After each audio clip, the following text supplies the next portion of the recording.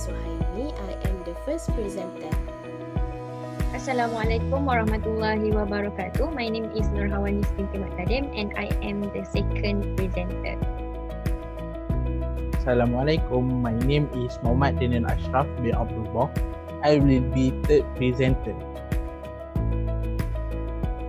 Assalamualaikum warahmatullahi wabarakatuh. My name is KASTURI bin Nazban and I will be your fourth presenter.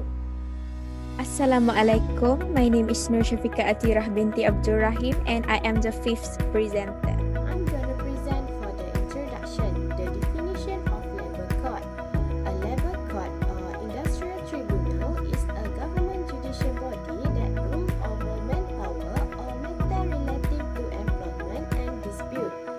The court also has function under the Anti-Discrimination Pay Act 1974, the Employment Equality Act 1977 and the Pension Act 1990. Then we go to the history of labor court.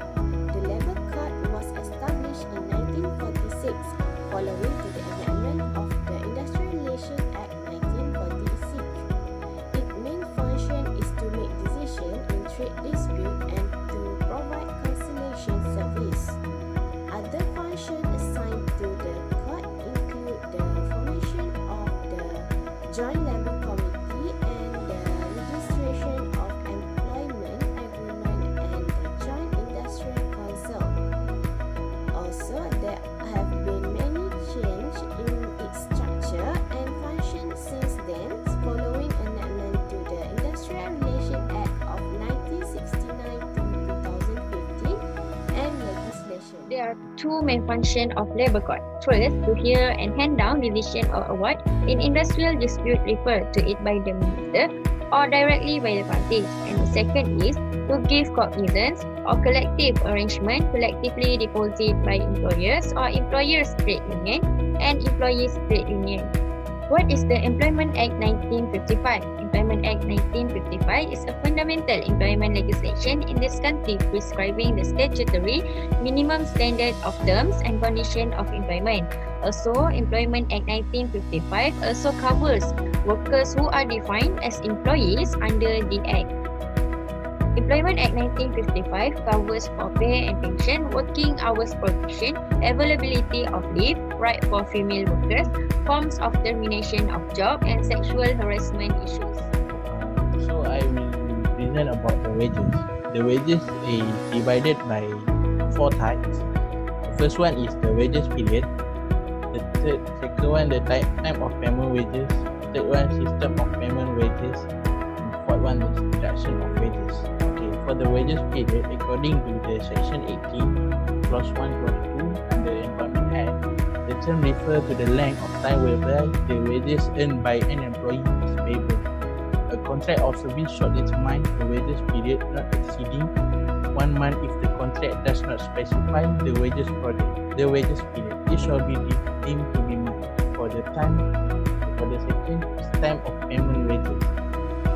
According to section 19 clause 1 under the Employment Act, every employer should pay to each of his employee not later than the 7th day after the last day of any period the wages, less lawful deduction earned by such employee during such wages period. For the third one, system of payment wages, according to the section 25 clause 1 under EA, the entire amount of wages earned by payable to any employee in respect of any work done by him less any lawful deduction should be actually paid through payment into an account, a bank, financial company, financial institution or other institution licensed or established under the Banking Financial Institution Act 1989. Last but not least, deduction of wages, section 24 clause 2, 3 and 4 and EA. Any employer should make any deduction from the wages of any employee in accordance with this act under the following circumstances. Thank you. Section 24, 2, 3 and 4 Employment Act. So in the section 24 clause 2, the payment wages of employee employer to the employees by the employer mistake. For the section 22 is provided interest. Also section 29 deduction authorized by any other retailer. Thus 24 clause 3 Employment Act deduction on the request made in writing by the employees, deduction in respect of the payments to a registered trade union or cooperative trade and loan society of any sum of money to the trade union or society by the employee to account of entrance fee. Okay, this slide I would like to explain about employee hours. So based on hours of work, employee needs to work less than 8 hours a day as stated on agreement between employer and employee in a contract based on section 68 of Employment Act. So during the overtime hours, hourly rate pay for overtime is 1.5. So the number of hours of work are stated on the contract. Meanwhile, the overtime rate pay is 1.5, which is 1.5%. However, the maximum of overtime is 12 hours as suggested by Minister and Director General of Labour, according to the Section A Clause 4 of Employment Act. While working on a rest day shall be prohibited except for unavoidable conflict event such as that for frontliners against COVID-19.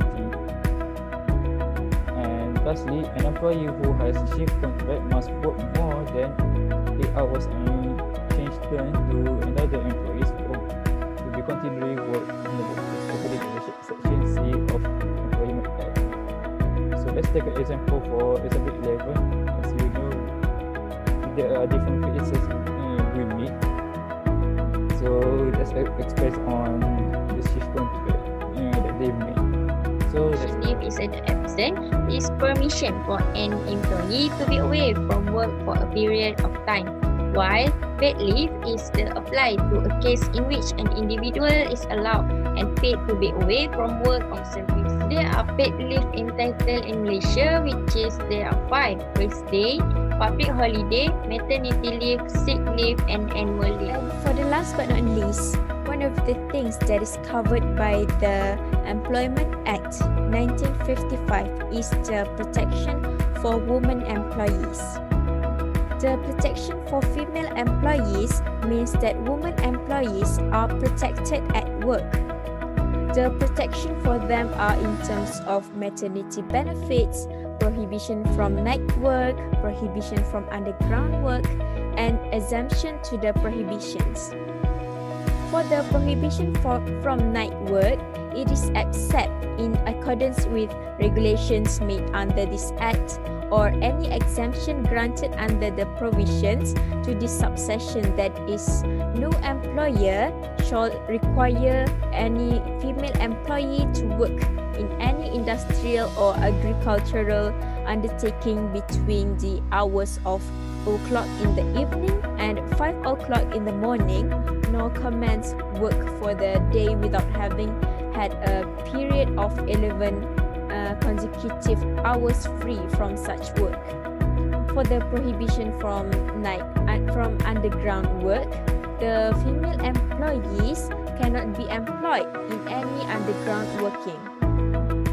There are many maternity benefits such as maternity allowances, qualifying conditions, the payment of maternity allowances, and the suspension or loss of maternity allowances.